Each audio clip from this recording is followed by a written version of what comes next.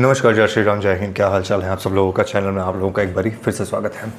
2 दिन बाद ऑपरेशन सिंदूर को 1 महीना हो जाएगा, जहां पे भारत सरकार ने पहलगाम में जो इस्लामिक टेररिस्ट्स के द्वारा, पाकिस्तान स्पॉन्सर्ड इस्लामिक टेररिस्ट्स के द्वारा जो हमला किया गया था पहलगाम में, और 26 टूरिस्ट्स को उनका धर्म पूछ के, उनकी पैंट उतार के कलमा आता है कि नहीं, ये सब चीज़ें, ये सब हरकतें करने के बाद उनकी निर्मम तरीके से हत्या कर दी गई थी।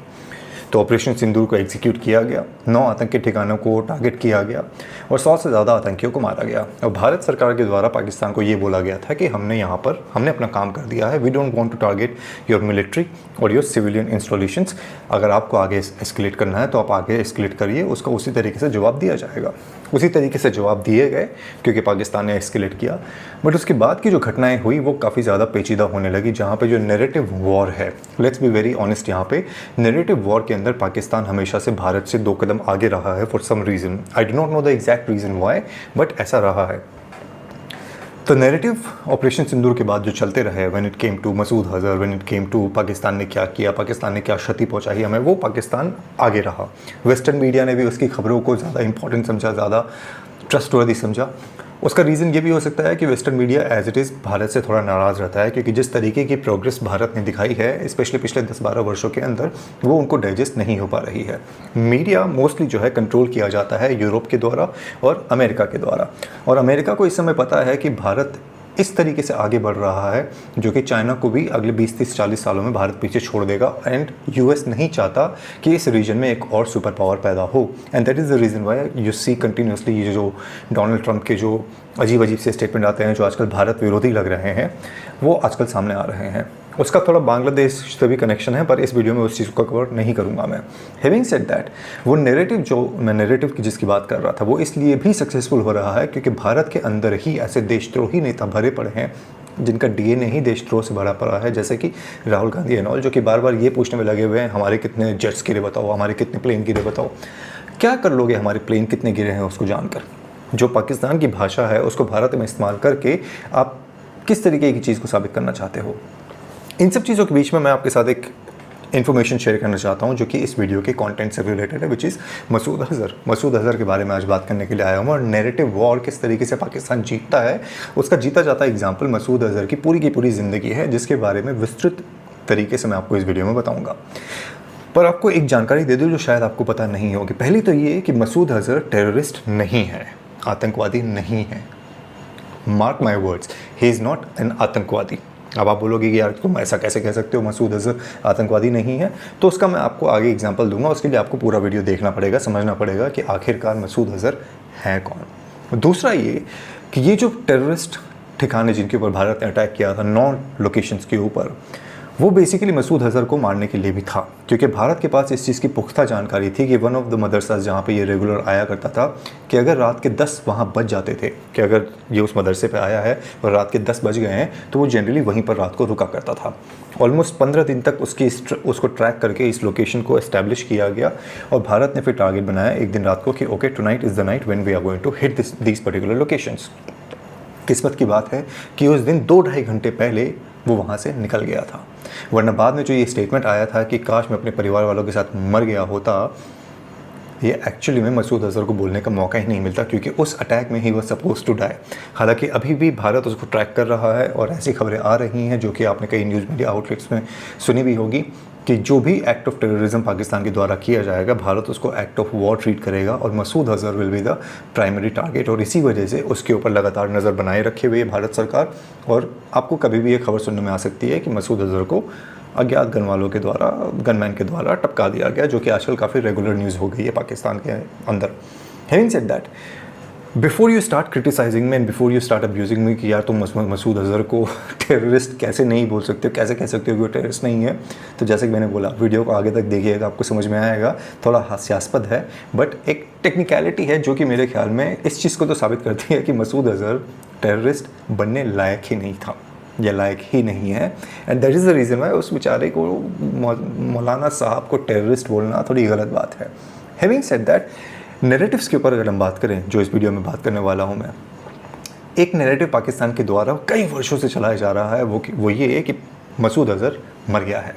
10,000 बारी ये न्यूज़ चलाई गई है। कभी हार्ट अटैक से मर गया, कभी बॉम्ब ब्लास्ट से मर गया, कभी नमाज पढ़ते हुए मर गया, कभी मस्जिद से आते हुए मर गया। ये सारी की सारी चीज़ें मैं आप लोगों को बताऊंगा और इस वीडियो में मैं आपको वो शुरुआती कंडीशंस भी बताऊंगा, वो शुरुआती तरीके भी बताऊंगा जिस तरीके से मसूद अज़हर को इन्वेंट किया पाकिस्तान के द्वारा, उसको इस्टेब्लिश किया गया और किस तरीके से ये एक बेहतरीन एसेट बनने में और अपने आप को साबित करने में सक्सेसफुल रहा है when it comes to ISI, when it comes to Islamic terrorism and when it comes to hatred against India.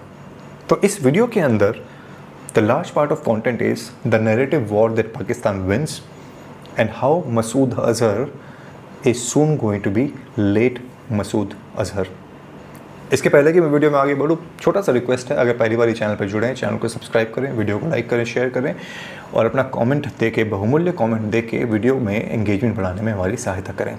Now let's try to find out कि मसूद अज़हर कौन सी खेत की चिड़िया है और क्यों ये अनफिट था एक टेररिस्ट बनने के लिए।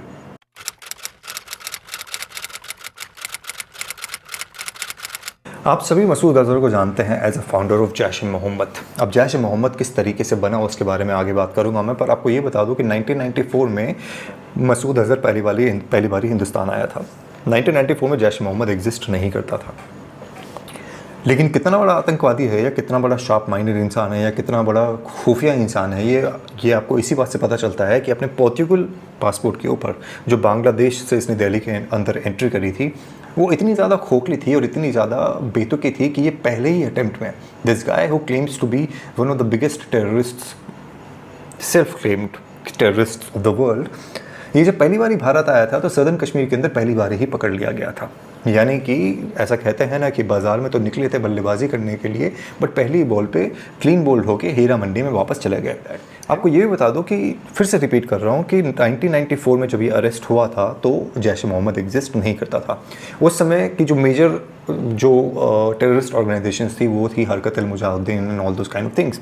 अब ये सारे की सारी चीज़ें जो हैं इनके अल्लाह से रिलेटेड, इनके जो बड़े भगवान हैं जिनका नाम नहीं लिया जा सकता वरना अरेस्ट कर लिया जाएगा, उनके नाम पे रखा जाता है Jaish-e-Mohammed and all those things, जिसके ऊपर हम आगे बाद में आएंगे। पर कई ऐसे आतंकी संगठन थे जिन्होंने इनको छुड़ाने की काफ़ी ज़्यादा कोशिश करी। अब सवाल यहाँ पे ये था कि एक ऐसा इंसान जो पहली बारी भारत आ रहा था टेरर फैलाने के लिए, उसको वापस पाने के लिए पाकिस्तान इतनी जद्दोजहद क्यों कर रहा था। कई अटेम्प्ट्स किए गए, हरकत-उल-मुजाहिदीन जैसे ग्रुप्स के द्वारा 3-4 अटेम्प्ट्स किए गए जहाँ पे इन्होंने कोशिश करी कि मसूद अज़हर को भारत की जेल से छुड़ा लिया जाए, जेल से एस्केप कराने की कोशिश करी गई। कुछ फॉरेन टूरिस्ट को भी किडनैप किया गया था, उसके बाद डिमांड रखी गई थी कि आप इनको छोड़ो तभी टूरिस्ट को छोड़ा जाएगा। पर ये सारी की सारी चीज़ें जो हैं इवेंचुअली अनसक्सेसफुल हो जाती है और मसूद अज़हर को ये छुड़ाने में विफल हो जाते हैं। फिर आता है 1999 जब IC 814 को हाईजैक किया गया था। हाईजैक करके उसको कांधार ले जाया गया और कांधार में इवेंचुअली डेढ़ हफ्ते की नेगोशिएशन के बाद भारत के द्वारा 3 आतंकवादियों को रिहा किया गया था। हालांकि डिमांड जो है 200-250 लोगों की करी गई थी, बट इवेंचुअली करते करते 3 लोगों का नाम आया था, जिसके अंदर Masood Azhar was one of the biggest names. जो ये 3 टेररिस्ट थे जिनको छोड़ा गया, इनको छड़ाने में इवेंचुअली ISI सक्सेसफुल तो हो गया था, पर भारतीय सरकार ये नहीं समझ पा रही थी, जो नेगोशिएटर्स थे, वो जो बड़े अफसर्स थे, आला अफसर्स थे, वो ये नहीं समझ पा रहे थे कि आखिरकार क्यों एक ऐसे इंसान को जो पहले ही अटेम्प्ट में भारत में आने के बाद अरेस्ट कर लिया गया था, उसको पाकिस्तान क्यों बचाना चाहती है। Why are they hell bent on getting this person back. हालांकि अब जो सिनारियो चल रहा है पिछले 10-15-20 वर्षों से, स्पेशली इसके रिहा होने के बाद, उससे आपको ये पता चल जाता है कि किस तरीके से मसूद अज़हर जो है एक बहुत बड़ा एसेट है पाकिस्तान के लिए, ISI के लिए, और जिसका बखूबी इस्तेमाल किया जाता है। और कई लोग तो ये भी कहते हैं कि दुनिया चाहे इसको टेररिस्ट कहे, बट ISI के द्वारा इसको एक जनरल की तरह ट्रीट किया जाता है, यानी एक मिलिट्री जनरल की तरह, जिसकी पहुंच काफ़ी अच्छी है, जो लोगों के अंदर जिसका रुतबा बहुत अच्छा है और जिसको लोग फॉलो करते हैं। और इस्लाम की जो लड़ाई है, जो जिहाद है, गज़वा हिंद करना है, काफिरों को मारना है, उसके लिए उस पर्टिकुलर गेम प्लान के लिए ये एक बहुत बड़ा what should be the right word, प्यादा तो नहीं कह सकते, बट एक बहुत बड़ा मोहरा है जो इन सब चीज़ों को एग्जीक्यूट करने में हेल्प करा रहा है। अब आप बोलोगे कि यार हाउ कैन यू से कि ये बहुत इंपॉर्टेंट फैक्टर प्ले करता है पाकिस्तान के लिए और बहुत इंपॉर्टेंट इंसान है पाकिस्तान के लिए। तो आपको ये बता दो कि पाकिस्तान के लिए 3 लोग काफ़ी ज़्यादा इंपॉर्टेंट है, एक हाफिज़ सईद, एक मसूद अज़हर और एक दाऊद इब्राहिम। अब दाऊद इब्राहिम का सीन तो ये है कि देखो वो पैसे से हेल्प करता है, क्योंकि उसका जो स्मगलिंग का सीन है, उसका जो आर्म्स की डीलिंग है जो मिडिल ईस्ट में करता है, वो पाकिस्तान में काफ़ी पैसा आता है और पाकिस्तानी जनरल्स और जो पाकिस्तानी आर्मी के बड़े अफसर्स हैं उनको काफ़ी ज़्यादा पैसा मुहैया कराता है। And that is the reason Y कि दाऊद इब्राहिम को भी उसी तरीके की प्रोटेक्शन दी गई है जिस तरीके की ओसामा बिन लादेन को दी हुई है। और यही वो वजह है कि पाकिस्तान कभी भी एक्सेप्ट भी नहीं करता है कि दाऊद इब्राहिम उनके घर में उनकी खाला के साथ बैठ के अय्याशी कर रहा है, जिस तरीके से वो ये एक्सेप्ट नहीं करते थे कि ओसामा बिन लादेन उनके घर के अंदर बैठ के उनकी खाला के साथ अय्याशी कर रहा है। दूसरा इंसान जो है वो है हाफिज़ सईद, तीसरा इंसान जो है वो है मसूद अज़हर। दाऊद इब्राहिम के साथ it's all transactional, it's all money, कि वो किस तरीके का पैसा लेके आता है, और चूँकि इंडिया हेटर है तो ऑब्वियसली घर का दामाद बनाना बनता है। बाकी के जो 2 खिलाड़ी हैं मसूद अज़हर और हाफिज़ सईद, ये इनको इसलिए प्राथमिकता मिलती है क्योंकि रेडिकलाइजेशन करने में बहुत ज़्यादा सक्सेसफुल रहते हैं। The way they speak, the way they brain wash people, जो यंग लड़के हैं, और एटलीस्ट ऐसा कहा जाता है कि ब्रेन वॉशिंग करी जाती है और उनको आतंकवादी बना दिया जाता है। बट अगर आप इतिहास देखोगे पिछले 1500-1600 वर्षों का, जब से ये रिलीजन आया है, हमेशा से वायलेंट ही रहा है। अब कोई मुझे बोलेगा कि यार तुम इस्लाम हेटर हो, मुस्लिम हेटर हो, तो मेरा सिंपल सा सवाल उनसे ये है कि भाई अगर मैं इस्लाम हेटर हूँ, अगर आपको लगता है कि काफिर इस्लाम से नफरत करता है, तो आपकी जो ये 57 कंट्रीज़ बनी हुई है इस्लामिक कंट्रीज़, उनमें से most of the countries 50 countries के आसपास सिविल वॉर के अंदर क्यों लिप्त हैं? क्यों मुसलमान एक दूसरे को मारने में लगा हुआ है? वहाँ तो कोई हिंदू नहीं है, सिख नहीं है, बौद्ध नहीं है, ईसाई नहीं है, तो आप आपस में जो लड़ाई कर रहे हो वो यही साबित करता है कि आप शांतिपूर्व तरीके से रहने वाली कौम हो ही नहीं। तो आपका ये कहना कि मैं मुसलमानों से नफ़रत करता हूँ या इस्लाम से नफ़रत करता हूँ, उसका बेसिकली कोई रैशनल कोई भी बेस नहीं है उस चीज़ का, क्योंकि जो कौम अपने आप में ही लड़ने में हमेशा लगी रहती है और जब उससे फुर्सत मिल जाए और दूसरों को मारने में लग जाए, वो ये साबित खुद ही कर देती है कि वो एक वायलेंट कौम है। खैर, इस्लाम और काफिर का जो रिलेशन, उसके बारे में किसी और दिन बात करेंगे। एक बार फिर से आ जाते हैं हम IC 814 के ऊपर, क्योंकि एक और एग्जांपल देना चाहता हूं मैं, जिससे आपको ये साबित होगा कि 1994 में गिरफ्तार हुआ ये आतंकवादी किस तरीके से एक इम्पॉर्टेंट इंसान था और है पाकिस्तान के लिए, ISI के लिए। तो जब ये विमान IC 814 कांधार में पार्क था, वहाँ पे नेगोशिएशंस चल रही थी और इवेंचुअली ये डिसीजन लिया गया कि अब मसूद अज़हर को, हाफिज़ सईद वगैरह को, इन सबको छोड़ दिया जाएगा। तो नॉर्मल एक्सपेक्टेशन यही होती है कि हाँ भाई छोड़ दिया जाएगा, जो आका हैं आएंगे उनको लेके चले जाएंगे। बट पाकिस्तान को भारत के ऊपर इतना शक था कि भारत कोई दोहरा गेम ना खेल दे, कोई पॉलिटिक्स ना खेल दे, कोई नकली इंसान को ना भेज दे। आपको ये जानकर आश्चर्य होगा, in case you do not know, आपको ये जानकर आश्चर्य होगा कि मसूद अज़हर के जो लोग थे, जो घर वाले थे, वो कांधार में उस समय मौजूद थे। जिस विमान से लाया गया था मसूद अज़हर को, जिस विमान से हमारे जो लोग थे, जो हमारे सिविलियंस थे, उनको वापस लेके जाया जाना था, उस विमान से जब ये उतरता है तो वहाँ पे इस बात की पुष्टि करने के लिए कि असली मसूद अज़हर है, कोई डुप्लीकेट नहीं है, मसूद अज़हर के पाकिस्तान से फ्लाई करके उनके परिवार वालों को वहाँ पे रखा गया था कांधार एयरपोर्ट पे, इस बात की पुष्टि करने के लिए कि ये ओरिजिनल है कि नहीं, कहीं चाइना का माल तो नहीं दे दिया। क्योंकि चाइना के माल के बारे में तो आपको पता है कि चल गया तो चांद तक, बहुत हुआ तो शाम तक, उम्मीद करो लेकिन पहली बार तक। तो कोई भरोसा नहीं था कि हमने कोई गलत इंसान भेज दिया होता और वो दूसरी प्लेन में बैठता और अल्लाह अकबर कोई म्यूज़िक बजता अचानक से कोई मोशन बेस्ड सेंसर से और विस्फोट हो जाता। तो इस चीज़ को रोकने के लिए, इस बात की पुष्टि करने के लिए कि वो ओरिजिनल इंसान है, मसूद अज़हर है, वहाँ पे इसकी फैमिली को रखा गया। फैमिली ने मसूद अज़हर को देखा बड़े गौर से, दाढ़ी कैसी है, मतलब जो भी तरीका हो पुख्ता करने का, इस चीज़ को एक्सेप्ट करने का या फिर साबित करने का कि हाँ भाई ये मसूद अज़हर ही है। अब देखो पैंट तो उतारते नहीं कि दिखाओ कि खतना हो रखा है कि नहीं, क्योंकि खतना तो हो रखा था। तो पहलगाम जैसे कोई भी चीज़ वहाँ पे नहीं करी गई। इसके बाद पाकिस्तान आते ही मसूद अज़हर ने क्या किया? सबसे पहले इसने 2000 में बनाया जैश ए मोहम्मद। अब जो इंसान मोहम्मद के नाम पे जोक करने से या किसी भी चीज़ के नाम कुछ भी बोलने की वजह से, जैसे अभी शर्मिष्ठा को भी अरेस्ट किया गया है, ऐसे नाराज़ हो जाते हैं, वो आज तक ये नहीं कह पाए, चाहे पाकिस्तानी हो या कोई मुसलमान, कि आखिरकार एक टेररिस्ट ऑर्गेनाइजेशन मोहम्मद के नाम पे कैसे हो सकती है।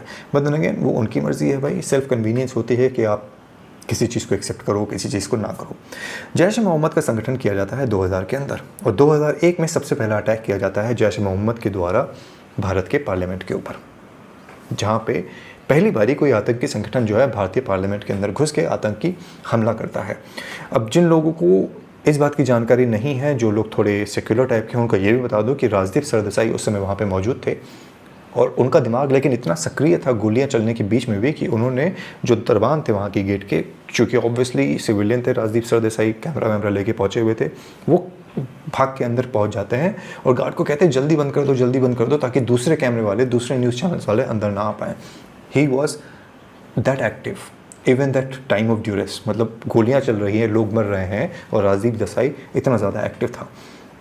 वो मानसिकता जो है वो भी टेररिस्ट की कैटेगरी में आती है। तो मेरी नज़र में तो Rajdeep Sardesai for thinking this and accepting this, अगर कोई मेरे पे डिफेमेशन केस करना चाहता है, वो अगर भूल चूक से ये क्लिप उसके पास पहुंच गया, तो मैं तो सीधा कहना चाहता हूँ कि भाई आपने खुद एक्सेप्ट किया है इस चीज़ को कि आपने ऐसी चीज़ कही थी। तो ऐसी मानसिकता वाले इंसान को टेररिस्ट कहना कोई गलत चीज़ नहीं होगी, क्योंकि दूसरों की मौत के ऊपर अपना फ़ायदा ढूंढने वाला एक ही इंसान होता है, वो होता है आतंकवादी।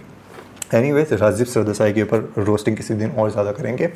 तो 2001 में जैश-ए-मोहम्मद के द्वारा भारतीय पार्लियामेंट के ऊपर अटैक किया जाता है और जैश-ए-मोहम्मद अपना सिक्का जो है अपने आप को बेसिकली वर्ल्ड में अनाउंस कर देता है कि हम भारत के खिलाफ अब एक्शन लेने वाले हैं। सिर्फ भारत के ऊपर ही अटैक नहीं हुआ, भारत में अगर कोई भी प्रधानमंत्री अगर कोशिश करता था, पाकिस्तान के प्राइम मिनिस्टर या प्रेसिडेंट या फिर जो भी उनके वहाँ पे उस समय लोग बैठे होते हैं, आर्मी चीफ, क्योंकि पता नहीं पाकिस्तान में कब कौन बैठा है, प्राइम मिनिस्टर बैठा है, प्रेसिडेंट बैठा है, आर्मी चीफ बैठा है, वी डू नॉट नो। अगर किसी भी तरीके से कोई वेलकम करने की कोशिश करता है भारत से रिश्ते सुधारने के लिए, तो जैश-ए-मोहम्मद जो है हमेशा क्या कहते हैं, उस चीज़ में फड्डा डालने के लिए तत्पर रहता है। और ये चीज़ मैं आपको एक एग्जांपल देके साबित कर देता हूँ। आप, मुझे नहीं पता आपको ध्यान होगा कि नहीं, पर 2001 में भारतीय पार्लियामेंट के अटैक के बाद 2003 में इस्लामाबाद के अंदर कोई रीजनल समिट होने वाला था और भारतीय प्रधानमंत्री जो उस समय थे अटल बिहारी वाजपेयी जी, वो फिर से पाकिस्तान जाने वाले थे। हालांकि कारगिल झेल चुके थे, 2001 झेल चुके थे, उसके बाद फिर भी पाकिस्तान से वार्तालाप करने के लिए, मेरा छोटा भाई ये बेटा है, बात करने के लिए जाना चाहता हूँ, वो वहाँ पर जाने वाले थे। और उस समय पाकिस्तान के प्रेसिडेंट थे जनरल परवेज़ मुशर्रफ, वही मुशर्रफ जिसने 1999 के अंदर कारगिल किया था और भारत के पीठ में छुरा भोंका था। एनीवेज, ये न्यूज़ सामने आती है कि हाँ भाई, भारत का प्रधानमंत्री जो है वो पाकिस्तान आने वाला है। तो जैश-ए-मोहम्मद एक बहुत बड़ा स्टेप उठाता है, वो होता है जनरल मुशर्रफ का कत्ल करने का, कि चूंकि ये भारत के एक प्रधानमंत्री को, एक हिंदू को यहाँ पे आमंत्रित कर रहा है, यहाँ पे बातचीत करने वाला है, पीस टॉक होने वाली है, तो इसी को रास्ते से उड़ा देते हैं। तो जैश-ए-मोहम्मद जो है फिदाई अटैक प्लान करता है, जहाँ पे 2 गाड़ियाँ विस्फोट से लैस होके, क्योंकि ऑब्वियसली फिदाइन इसलिए कह रहा हूँ क्योंकि अगर वहाँ पे वो लोग जाने वाले थे, जो आतंकी थे, बम विस्फोट जब होने वाला था तो वो वहाँ पे मरने वाले थे। जैसे ही ये कार्स वहाँ पे पहुँचती है, विस्फोट होने की किस्मत की बात है परवेज़ मुशर्रफ की कि उनकी विस्फोट करने के पहले इनकी कार जो है आगे निकल जाती है और परवेज़ मुशर्रफ जो है बच जाता है। अब आपको ये जानकर आश्चर्य होगा कि ऐसा कोई अटैक अगर एक टेररिस्ट ऑर्गेनाइजेशन करे, अगर एक लोकल ऑर्गेनाइजेशन करे, अगर कोई लोकल गुंडा भी करे, तो देश की सरकार जो है देश के प्रेसिडेंट के ऊपर अटैक करने के मामले में उन लोगों को कभी भी नहीं छोड़ेगी, चाहे वो कितना ही बड़ा इंसान क्यों ना हो। पर यहाँ पे ISI फिर भी जैश-ए-मोहम्मद को प्रोटेक्ट करता है, मसूद अज़हर को प्रोटेक्ट करता है और उनके खिलाफ कोई भी एक्शन नहीं लिया जाता। इन सारी चीज़ों के बीच में पाकिस्तान के ऊपर इंटरनेशनल प्रेशर भी बढ़ रहा था। जो FATF था उसकी ग्रे लिस्ट में पाकिस्तान को डाल रखा था, वहाँ से पाकिस्तान बाहर निकलना चाहता था। ये जो अटैक्स हो रहे थे, ये कैसे बोला जाए कि मसूद अज़हर इसके पीछे नहीं है। तो ये लोग करते क्या है, ये लोग एक कंपनी की तरह शेल कंपनीज बनाना शुरू करते हैं, shell organisations, shell terrorist companies बनाना शुरू करते हैं, जैसे कि द रेजिस्टेंट फ्रंट, जो आप लोगों ने अभी रिसेंटली ऑपरेशन सिंदूर के नाम पे भी सुना होगा, जहाँ पे TRF जो है, ऐसा कहा जाता है कि जैश-ए-मोहम्मद का एक्सटेंडेड वर्जन है, जो कि लोकलाइज्ड वर्जन है, यानी जम्मू एंड कश्मीर के जो लोकल आतंकवादी हैं उन लोगों के द्वारा शुरू किया गया है इन इंस्पिरेशन विद जैश-ए-मोहम्मद। पर आपको ये जानकर आश्चर्य नहीं होना चाहिए कि ये एक एक्सटेंडेड वर्जन ऑफ जैश-ए-मोहम्मद है, ताकि डायरेक्टली जैश-ए-मोहम्मद कोई भी क्लेम ना करे और पाकिस्तान के ऊपर कोई भी ब्लेम ना आए। यहाँ पर जैश-ए-मोहम्मद के द्वारा एक बड़ा अच्छा गेम खेला गया कि आप यहाँ पर चीज़ों को रीजनल दिखाओ, कि हिंदुस्तान के अंदर जो मुसलमानों के ऊपर अत्याचार हो रहे हैं, कश्मीरी लोगों के ऊपर अत्याचार हो रहे हैं, वहाँ पे भारत सरकार उनको प्रताड़ित कर रही है, उसकी वजह से लोकल लोगों ने भारत सरकार के खिलाफ जो है जंग उठा ली है, आई मीन टू से कि बंदूक उठा ली है। अब इन सब चीज़ों के अंदर, जैसे कि मैंने आपको बताया, जो भी अटैक हो रहे थे, चाहे रियासी में हुए, डोडा में हुए, ये सारे के सारे इस तरीके से प्रस्तुत किए गए कि ये भारत में लोकल टेररिस्ट ऑर्गेनाइजेशन जो हैं वो कर रही हैं और पाकिस्तानी पाकिस्तानी मीडिया जो है यही सारा का सारा ये चूरन जो है वो इंटरनेशनल मीडिया को बेचता था। इंटरनेशनल मीडिया के द्वारा यही सब उठाया जाता है। वेस्टर्न मीडिया किस तरीके से बिका हुआ है, हीरा मंडी में सबसे सस्ती वाली जो कोठी होती है या कोठा होता है वहाँ पे किस तरीके से वो बिकता है, इसके बारे में मैंने आपको स्टार्टिंग में ही बता दिया। अब जैश ए मोहम्मद का लिंक सामने ना आए, मसूद अज़हर का लिंक सामने ना आए, उसका फ़ायदा क्या होगा पाकिस्तान को? उसका फ़ायदा ये होगा कि FATF की ग्रे लिस्ट से उसको बाहर निकाल दिया जाता है और बोल दिया जाता है कि यहाँ पे जो आतंकवादी जो बैठे हैं वो कोई भी काम ऐसा नहीं करते हैं, ये आतंकवादी है ही नहीं, basically they are not active. अच्छा, इन सब चीज़ों के बीच में और अलग अलग तरीके के नैरेटिव चलाए जा रहे थे ओवर द ईयर्स, जो मैं अब आपको बताना चाहता हूँ। जैश ए मोहम्मद ने ISI के साथ मिलकर अलग अलग नेम्स को जो है फेमस करना शुरू किया, जैसे कि कश्मीर टाइगर्स, जैसे कि द रेजिस्टेंस फ्रंट TRF, जिसके बारे में मैंने आपको बताया। और जैश ए मोहम्मद के द्वारा एक और ग्रुप बनाया गया जिसको लश्कर मुस्तफ़ा के नाम से भी जाना जाता है। अब इनका सिस्टम क्या होता है, जिस तरीके से आप होता है ना कि आप सोशल मीडिया के ऊपर कम्युनिटी ग्रुप्स बनाते हो, व्हाट्सएप के ऊपर, फेसबुक के ऊपर, इंस्टाग्राम के ऊपर आप ब्रॉडकास्टिंग चैनल्स बनाते हो, उसी तरीके से इन लोगों को भी ब्रॉडकास्टिंग करके मदरसों के द्वारा या मौलानास के द्वारा इन सब लड़कों को इकट्ठा किया जाता था, ट्रेनिंग दी जाती थी, भारत के खिलाफ भड़काया जाता था और LOC क्रॉस करवा के कश्मीर में भेजा जाता था। अब चूँकि देखना दिखाना सेम तरीके के इंसान है, रहना खाना पीना सेम तरीके का है, तो लोकल लोगों के साथ आराम से घुल मिल जाते थे और पकड़े भी जाते हैं तो यही लगता है कि ये कोई लोकल इंसान है। And that is the reason Y ये जो लोकलाइज्ड रेडिकल टेररिस्ट आउटफिट्स हैं, जिसके बारे में जैश ए मोहम्मद कहता है कि भारत सरकार के अगेंस्ट में इन्होंने हथियार उठाए हैं, ये लोकल लड़के ही हैं, इस तरीके की प्रोपोगेंडा जो है फैलाना शुरू किया जाता है। अच्छा, ये देखो कि लोकल फ्लेवर को तो इन्होंने ऐड किया ही किया, पर नैरेटिव वॉर्स के अंदर मौलाना मसूद को कितनी बारी मारा गया है पाकिस्तान के द्वारा, वो आपके लिए जानना बहुत ज़्यादा ज़रूरी है। क्योंकि चूँकि हम नैरेटिव्स की बात कर रहे हैं और बात कर रहे हैं कि किस तरीके से मसूद अज़हर को प्रोटेक्ट किया जाता है, FATF की ग्रे लिस्ट से निकलना था, ये दिखाना था। उस ग्रे लिस्ट से निकलने के लिए कुछ 36-37 पॉइंट्स दिए गए थे कि आपको ये करके दिखाना होगा, तब जाके आपको इस लिस्ट से निकाला जाएगा और फिर IMF से आपकी फंडिंग होगी एंड ऑल दोस थिंग्स, जो कि ये अपनी चरमराई हुई इकॉनमी को ठीक करना चाहता था। पाकिस्तान के बारे में बात कर रहा हूँ मैं। तो इसको मसूद अज़हर को प्रोटेक्ट करने के लिए और इस ग्रे लिस्ट से बाहर निकलने के लिए जब भी भारत के ऊपर कोई हमला हुआ, जैसे डोडा रियासी और उसके पहले भी, तो पाकिस्तान ने एक नया नैरेटिव फैलाना शुरू किया कि मौलाना मसूद अज़हर जो है वो तो मर चुका है, उसकी मृत्यु हो चुकी है, और जब वो इंसान मर चुका है तो वो भारत के ऊपर अटैक कैसे कर सकता है। वेस्टर्न मीडिया के द्वारा बार बार इस न्यूज़ को उठाया गया और बार बार ही हर मीडिया आउटलेट में इसको जमकर बड़े तरीके से छापा गया। अब नैरेटिव वॉर के बारे में एक चीज़ और एक पॉइंट और है जो मैं आगे भारत के रिलेशन में आप लोगों के साथ बात करूँगा और मसूद अज़हर के बारे में बात करूँगा कि क्यों वो टेररिस्ट नहीं है, जैसा कि मैंने आपको बताया था। सबसे पहले जानिए 2019 पुलवामा में जो अटैक हुआ और उसके बाद CRPF के जो जवान थे उनके ऊपर जो कायराना हमला किया गया। RDX के साथ एक लड़का गाड़ी लेके घुस जाता है, हमारे 40 के 40 जवान जो है वो वीरगति को प्राप्त हो जाते हैं। ऐसा विध्वंसक सीन मैंने फ्रैंकली स्पीकिंग अपने जीवन के अंदर बहुत कम देखे हैं। जिस तरीके के सिनारियो, जिस तरीके के सीन्स, जिस तरीके की फ़ोटोज़ और वीडियोज़ पुलवामा अटैक के बाद आ रही थी, पूरी मशीनरी जो है उसका पाकिस्तान की इस चीज़ को साबित करने में लग जाती है कि मौलाना मसूद अज़हर का नाम कहीं पे भी नहीं आना चाहिए, क्योंकि इनिशियली ये इस चीज़ से साबित हो गया था इंक्वायरी से कि इसके अंदर जैश ए मोहम्मद का हाथ है।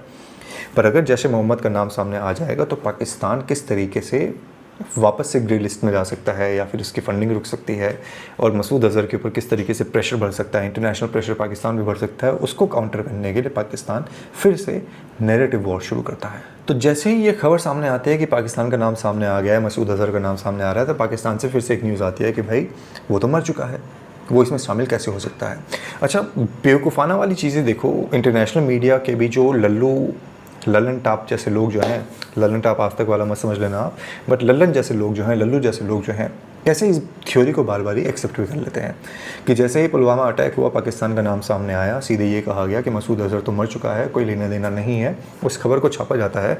फिर जब बालाकोट की एयर स्ट्राइक करी जाती है तो पाकिस्तान के द्वारा फिर ये कहा जाता है कि मसूद अज़हर जो है उस स्ट्राइक में मारा गया, वो अपने बिस्तर पर लेटा हुआ था, बम आया,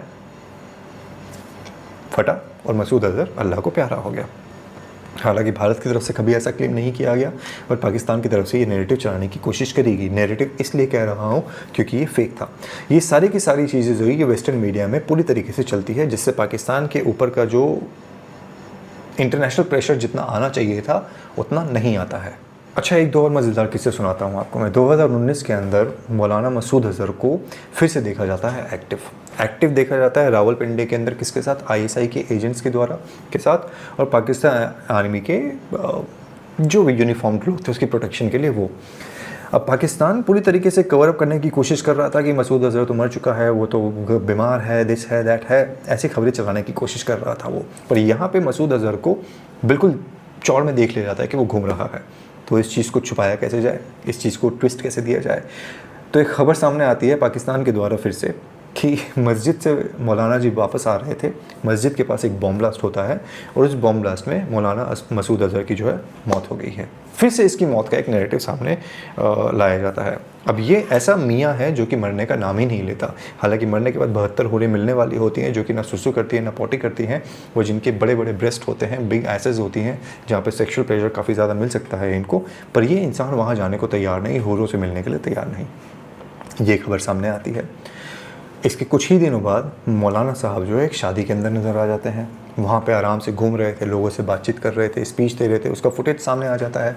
और फिर से ये साबित हो जाता है, पेशावर की एक गैदरिंग थी ये, फिर से ये साबित हो जाता है कि पाकिस्तान के द्वारा ये जो चूरन बेचा जा रहा है वेस्टर्न मीडिया को, जहाँ पे हर वेस्टर्न मीडिया के अंदर एक एक पाकिस्तानी सेट है। अगर आप नाम उठा के देखोगे, ऑपरेशन सिंदूर के दौरान भी जिन लोगों के आर्टिकल्स वेस्टर्न मीडिया में पब्लिश हुए थे, ज़्यादातर मुसलमान ही थे जिनको सेट किया गया है पाकिस्तान के द्वारा पैसा दे के इन मीडिया ऑर्गेनाइजेशंस को, ताकि पाकिस्तान का प्रोपेगेंडा जो है आगे फैलाया जा सके। And that is one of the reasons कि भारत हमेशा से इस नैरेटिव में पीछे रहता है। भारत अभी भी यही सोचता है कि हम सही हैं, सत्य है, तो उसको ज़्यादा बोलने की ज़रूरत नहीं है। पर यह नैरेटिव वॉर में भारत बहुत बड़े तरीके से पीछे छूट रहा है। कई लोग उसको ये भी कह सकते हैं कि हमें फ़र्क नहीं पड़ता, we are growing as a nation, but impressions do count. Anyways, इसके बारे में आगे और बात करेंगे। बट पेशावर की इस गैदरिंग के बारे में जो बता रहा था, वहाँ पे एक बड़ा विचित्र सा किस्सा होता है। वहाँ पे जो लड़के आए हुए थे, वहाँ पे ये अपनी स्पीच दे रहा था, बिल्कुल अपने फायरिंग मूड में, जैसे होता है हिंदुस्तान के अगेंस्ट, हिंदुओं के अगेंस्ट, काफिरों के अगेंस्ट। तो वहाँ पे किसी लड़के ने इनसे पूछ लिया कि मौलाना जी, क्या शादी करने के बाद भी जिहाद की जा सकती है, क्या हम फ़िदाइन बन सकते हैं? तो मौलाना जी ने कहा, क्यों नहीं बन सकते, तुम शादी के बाद भी फ़िदाइन बन सकते हो, तुम शादी के बाद भी क्या कहते हैं, जिहाद कर सकते हो। शादी की पहली रात यानी सुहाग रात में चुकू चुकू करने के बाद आप आ सकते हैं और अपने कर्तव्य का पालन कर सकते हैं, जो कि हिंदुओं को मारने का है। अब पहली रात इसलिए कहा गया ताकि एक छोटे मुजाहिदीन जो हैं उनको तैयार किया जा सके, उनकी सीडिंग करी जा सके। अब इसके अंदर यहाँ पे मैं आपको बताना चाहता हूँ इस पर्टिकुलर पॉइंट के ऊपर कि मौलाना मसूद अज़हर टेररिस्ट क्यों नहीं है, क्योंकि वो एक मौलाना है, वो टेररिस्ट नहीं है। उसका एग्जाम्पल मैं आपको इस तरीके से देना चाहता हूँ कि मसूद अज़हर जब चाहता था कि वो टेररिस्ट बने, जो वो ट्रेनिंग के लिए गया था, जो 4-5 महीने की ट्रेनिंग होती है, उस ट्रेनिंग कैंप से इसको निकाल दिया गया था भाई। इसको कह दिया गया था कि तुम फिट नहीं हो, क्योंकि ये मोटा इतना ज़्यादा था, किसी भी एक्टिविटी को करने के लिए फिट नहीं था, ना ज़मीन पर रेंग सकता था, ना भाड़ियों से निकल सकता था। पर इसके अंदर एक क्वालिटी थी, वो क्वालिटी थी इसकी बात करने का लहजा, इसका नॉलेज, इसका रेडिकलाइजेशन करने का जो कुव्वत थी इसके अंदर, वो पहचानी गई और इसको एक फायरी स्पीच देने वाला इंसान पाया गया और बहुत जल्दी ये एक लीडर बन जाता है। And that is the reason. मैंने मजाक में कहा था कि टेररिस्ट नहीं है, but this is the reason कि भाई साहब, मतलब तुमको टेररिस्ट बनने लायक तुम्हारे ही लोगों ने नहीं समझा। कितनी विचित्र सी बात है ना। एनीवेज, तो ये इनकी ज़िंदगी के शुरुआती काल में हुआ था, जहाँ पे ये जब ये 1994 के पहले जब ये ट्रेनिंग वगैरह के लिए गए थे, उस समय इनके साथ ये सारा का सारा वाक़या हुआ था। अब FATF के ऊपर दोबारा से अगर हम आ जाएँ तो 2022 का वो समय था जब पाकिस्तान को FATF की ग्रे लिस्ट से निकलना था। अलग अलग जो टेरर आउटफिट्स थे उनका जो फेक नैरेटिव है उनको चला के ये अपने आप को इवेंचुअली FATF की ग्रे लिस्ट से बाहर निकालने में सक्सेसफुल हो जाता है। और उसका जितने भी भारत में आतंकी हमले हो रहे थे उसका क्रेडिट दिया जाता है TRF को, लश्कर मुस्तफ़ा को, या कश्मीर टाइगर्स को, इस तरीके के नाम। बट आपने ये नोटिस किया होगा कि 370 हटने के बाद से कश्मीर के अंदर इस बारे में कोई डाउट नहीं है कि आतंकवादी गतिविधियों में काफ़ी ज़्यादा कमी आ गई है। बट अगर ये बोलो यहाँ पर बैठे हुए, इवन बिफोर ऑपरेशन सिंदूर, अगर आप मुझसे ये पूछते कि क्या आप कश्मीरी मुसलमानों के ऊपर ट्रस्ट करके वहाँ पे आसानी से घूम सकते हो, हाथ में कलावा पहन के या गले में रुद्राक्ष लगाकर, तो फ्रैंकली स्पीकिंग मेरा जवाब होता ना।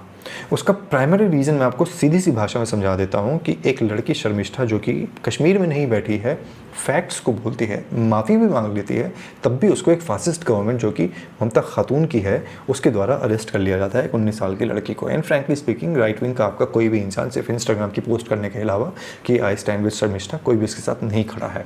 ठीक है जी। और आपके हाई कोर्ट, वहाँ कोलकाता हाई कोर्ट के जजेस ये कह रहे हैं कि आपने दूसरे धर्म के लोगों के सेंटिमेंट्स को हर्ट किया है।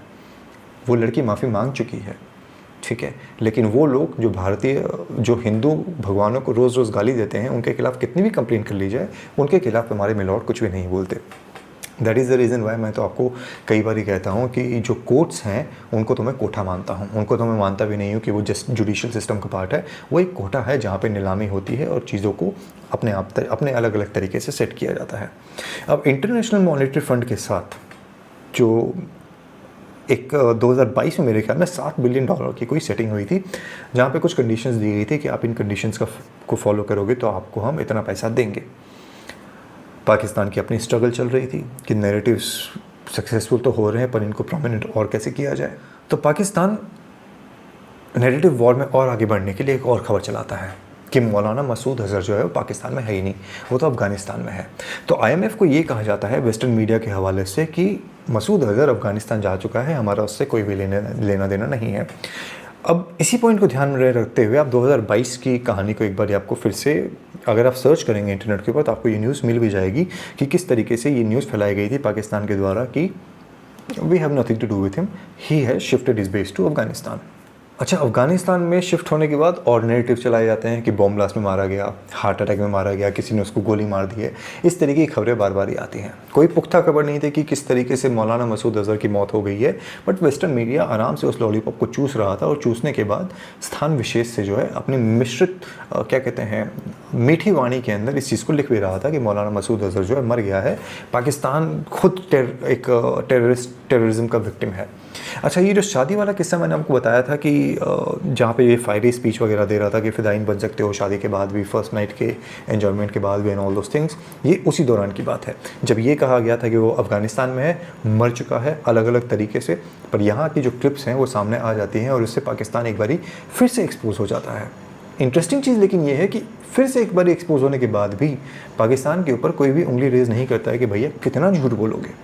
मतलब ये अलग बात है कि आपको ये नहीं पता चलता कि आप किसकी पैदाइश हो, चाचा की, मामा की, ताऊ की, मौसा के बेटे की या किसकी, बट इस बात की तो आपको खबर होनी चाहिए बीइंग अ फ्रिकिंग कंट्री कि एक इंसान, एक टेररिस्ट आपकी कंट्री के अंदर है या नहीं है। अच्छा, एक चीज़ नोटिस करना आप, एक चीज़ वीडियो के पहले मैं आपको बताना भूल गया कि जब ये सारे के सारे नैरेटिव्स चल रहे थे कि मसूद अज़हर अफ़गानिस्तान में है, मसूद अज़हर मारा गया, ये हो गया, वो हो गया, ये वही टाइम है जब कश्मीर के अंदर शैडो आउटफिट्स के द्वारा सारे के सारे अटैक्स जो हैं वो क्लीन किए जा रहे थे, लश्कर मुस्तफ़ा, कश्मीर टाइगर्स और ये TRF वगैरह के द्वारा।